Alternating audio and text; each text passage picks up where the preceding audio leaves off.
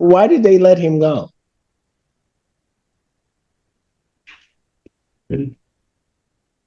Call the jail, tell him, put him in his cell, get a tablet in front. He's going to be arraigned today. One. So, Dobrzewski, you're before the court on a felony complaint. That felony complaint alleges that on or about March 9th of 2026, at the location of 2717 Brooklyn Drive in Ypsilanti Township, Washtenaw County, State of Michigan, count one alleges that you did commit the offense of unlawful imprisonment regarding a Jennifer Larma. You understand the nature of that charge. I'm not asking you whether or not you did it. Yes. You understand what you're charged with. Yes, Your Honor. That's a felony punishable by up to 15 years incarceration, a $20,000 fine plus court costs. You understand that, sir? Yes, Your Honor. Count two is the... What you're about to witness is not just another courtroom moment. This is chaos unfolding in real time. A man is suddenly released, and within seconds panic spreads across the room. Someone demands the jail be called immediately, urgency filling the air. Officials scramble, ordering him placed back in his cell without delay. A tablet is rushed forward because the arraignment must happen now. There's tension, confusion, and a sense that something already went wrong. Then the questioning begins, cold and direct, cutting through the noise. A name is demanded from the man in orange, and the silence grows heavier. This is the moment everything officially begins, and it's already spiraling. Offense of domestic violence or knowingly assaulting a pregnant individual, third or subsequent offense. Did you say pregnant individual? Said domestic violence and or knowingly assaulting a pregnant individual. Your Honor, I have a clock here. I need to ask them to turn the volume up, please. Hang on, sir. Can you turn up the volume? It's the third offense, domestic violence. Do you understand that, sir? No, sir, Your Honor, because my ear and I didn't hear, and I wanted to clarify before I answer that. Did you say pregnant individual? I listed the charge. I do not have knowledge that the individual is pregnant. I'm saying, let me redo that. Thank you. Domestic violence, third offense. Do you understand the charge, sir? I didn't hear the things that you said before that, Your Honor, because my ear is plugged up and they just turned the volume up. So I didn't hear the full description, Your Honor. I apologize. What? I'm not trying to be difficult, Your Honor. What didn't you hear the full of? I thought you mentioned something in there, domestic assault of someone pregnant. The full charge is domestic violence and or knowingly assaulting a pregnant individual. That's the full charge. The court announces a felony complaint, and the atmosphere instantly turns serious. The date is read, March 9th, 2026, a location in Michigan. Unlawful imprisonment, the first charge lands like a hammer. 15 years behind bars suddenly becomes a real possibility. The judge pushes forward, asking if he understands the severity. He answers yes, but the uncertainty in the room doesn't fade. A second charge emerges, more volatile and more personal. Domestic violence, possibly involving a pregnant individual. Now confusion enters the courtroom, and the tension begins to rise. So it could be domestic violence, or it could be that you knowingly are assaulting somebody who is pregnant. It's a third offense. Understand the nature of that charge, sir. I'm not asking you whether or not you did it. I'm not asking anything along those lines. Do you understand what you were charged with? No, I don't, Your Honor, because I'm not sure if you said... All right, if you don't understand what you're charged with, we'll just do a formal reading. Here we go. You ready? I'll just go through all of the counts here because it's going to be this way. The complaints are alleges that on or about March 9th, 2026, at the location of 2717 Brooklyn Drive in Ypsilanti Township, Washtenaw County, State of Michigan, count one alleges the offense of unlawful imprisonment. That specifically is indicating that you did knowingly restrain. Why did they let him go?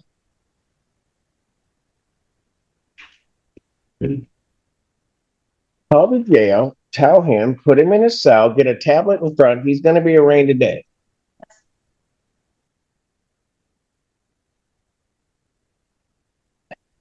Thank you. So we have Mr. Dolashevsky back. The defendant interrupts, questioning what he just heard. He claims the audio is unclear, his ears blocked, the words distorted. The judge repeats the charge carefully but firmly. Still, the man pushes back, asking again about pregnancy. Frustration builds as the court attempts clarification. Officials increase the volume, trying to remove any doubt. But the exchange grows messy, slow, and increasingly tense. The judge explains it could be domestic violence or assaulting someone pregnant.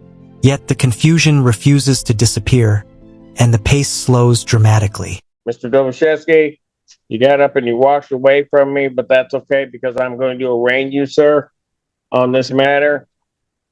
And I'm going to indicate to you, and we'll just start over and we'll get it done, that on the date of March 9th, 2026, at the location of 2717 Brooklyn Drive, Ypsilanti Township, Washtenaw County, State of Michigan, Count 1 alleges that you did commit the offense of unlawful imprisonment.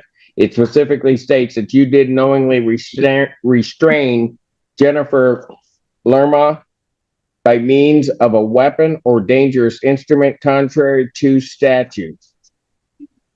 That is a felony punishable by up to 15 years incarceration and a $20,000 fine plus court costs. No, sit down.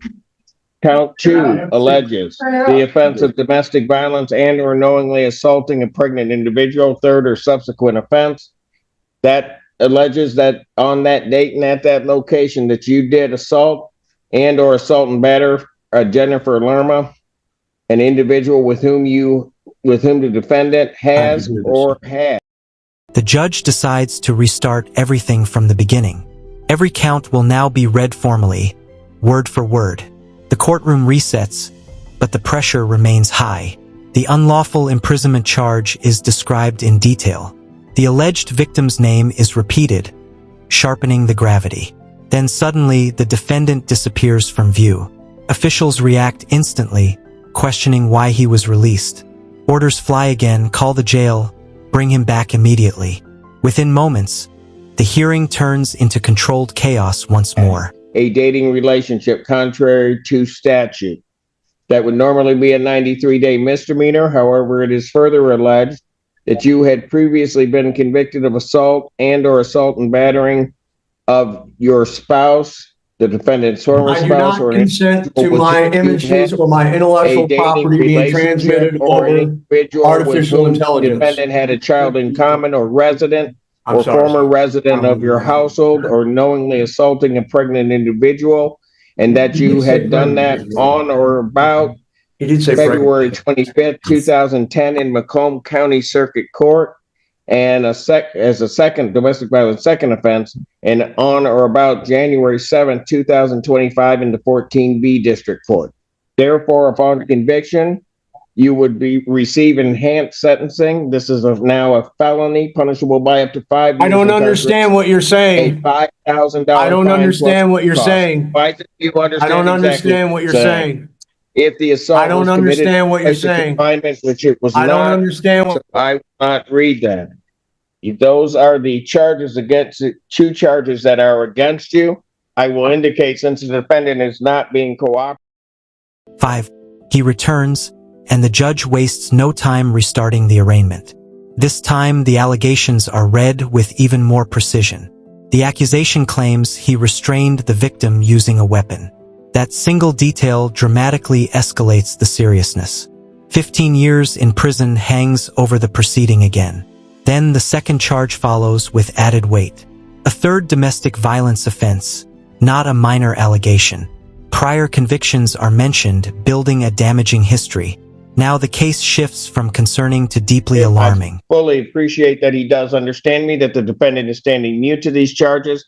I will ask the public defender to step in as his counsel, and I will enter a not guilty plea. Ms. Anderson. Thank you, Your Honor. First Assistant Public Defender Kalina Anderson, with on behalf of Mr. Drobashewski. Your Honor, unfortunately, we were unable to meet this morning. The only information I have at this point is just contact information for him, and to advise the court that there's nothing else holding him in custody. We would ask for a reasonable bond pending the PCC date. All right. Set a probable cause conference, I should say, in this matter for March 26, 2026, 9 a.m. As to the bond regarding the people. Thank you, Your Honor. Gabrielle Ragland on behalf of the people. The people are requesting a high financial component in this case that is due to the serious nature of the allegations, and that there are significant lethality concerns regarding both regarding the victim, and we also have concerns about returning to court. We are requesting a bond in the amount of $500,000. The judge outlines previous incidents from years before. A conviction in 2010, another in 2025, forming a pattern. These prior cases elevate the current charge to felony status. Enhanced sentencing becomes a looming reality. The defendant repeatedly claims he doesn't understand. The judge interprets this as refusal to cooperate. A public defender is appointed without further delay. A not guilty plea is entered automatically. The legal machine moves forward whether he agrees or not. We're also requesting no contact with the listed victim and a GPS tether with an exclusion zone of 2717 Brooklyn Drive in Ypsilanti.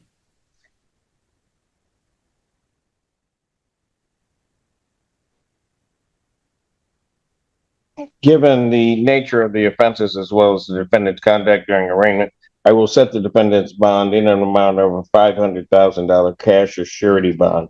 I will order that if he posts that he would be placed on a GPS tether with the exclusion zone of the 2717 address.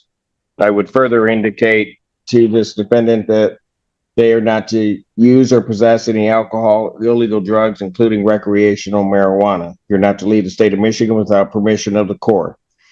You are not to purchase, possess a firearm, ammunition, or other dangerous weapon. You are not to assault, terrorize, frighten, intimidate, stalk, or molest anyone. I will further indicate that you are to have no contact whatsoever with Jennifer Lerma. The defense requests a reasonable bond, citing limited information, but the prosecution responds with serious concerns. They describe potential danger to the alleged victim. They also question whether he will return to court. Then comes the request, a massive financial bond, $500,000, a staggering amount. They also demand a no-contact order immediately. A GPS tether with an exclusion zone is proposed. The courtroom grows quiet as the judge prepares to decide. And what I mean by that, you can have contact with a civil standby. You're not to attempt to have any direct or indirect contact with that individual by or through in person or by or through others, through any electronic communication, including but not limited to phone, email, texting, internet, social media, or refer to those persons should you have access to the internet. You are not to refer to them online in any form whatsoever. You are also not to go to the stated address indicated of 2717 Brooklyn Drive in Ypsilanti Township, except with a civil standby, if that is your home address. You're not to violate any criminal law. You're to personally appear for all court proceedings and other places as directed by the court. I think I got everything. Thank you. Thank you. Okay, just keep.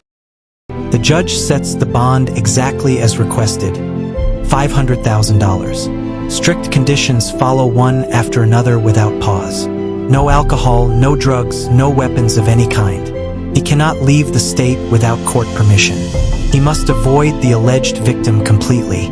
No calls, no messages, no social media references. Even approaching the address is forbidden. Any violation means immediate consequences. And just like that, the hearing ends, but the case is only beginning.